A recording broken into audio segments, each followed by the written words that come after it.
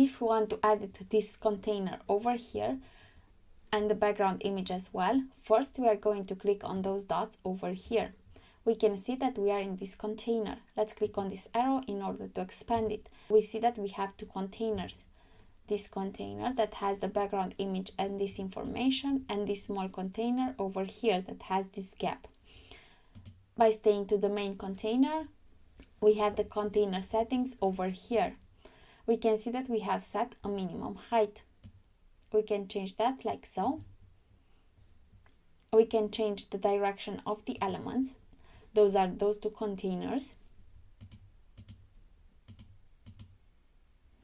The justifying of the content, the alignment of the elements, and the gap between the elements. The elements being those two containers over here. We can also style the container from over here, choosing a solid color like so, gradient if you want to, video if you want to, and slideshow, background overlay, border, and the shape divider. And we also have some advanced settings over here. So let's go to this other container. So we can see the settings over here. We can see the width that it's set to percentage and it's 92%. We can change that like so.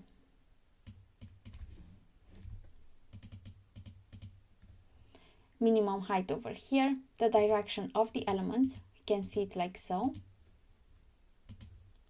The justifying of the content, the alignment of the elements, the gap between the elements, and the option to wrap the elements or not. For the style, here is where we can see the image. If we don't want to have an image, we can click over here on this trash bin, and then we can choose a solid color like so.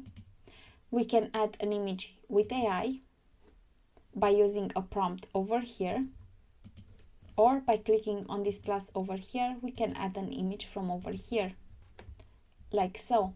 Then we have the image settings over here, like image resolution, position, if you want the image to be fixed or scroll, if you want the image to repeat itself, and the display size.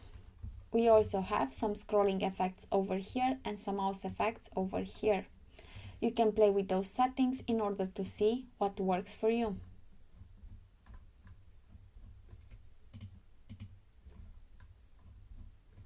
You can always click on this icon over here in order to go back to default. We also have background overlay. For this case, we have the solid color, and the opacity is from over here. We can also have some hover effects. So let's click on hover, and let's choose a different color for hover, and the opacity. And now when I'm going with the mouse over it, we can see a change. Let's clear this color. And we also have border and shape divider. And to the advanced, we can see that the padding is set to percentage. We have 50% to the left, that's why we have this space over here, and 5% to the right, this space over here. And this other container, this one over here, we can see that it's set to 8% of the full width, so it only occupies this size. We can change it like so. If we are going to style, we can add a color from over here, a solid color like so, or a gradient, a video, or a slideshow. They are basically the same settings. And to the advanced, we also have the settings for margin and padding.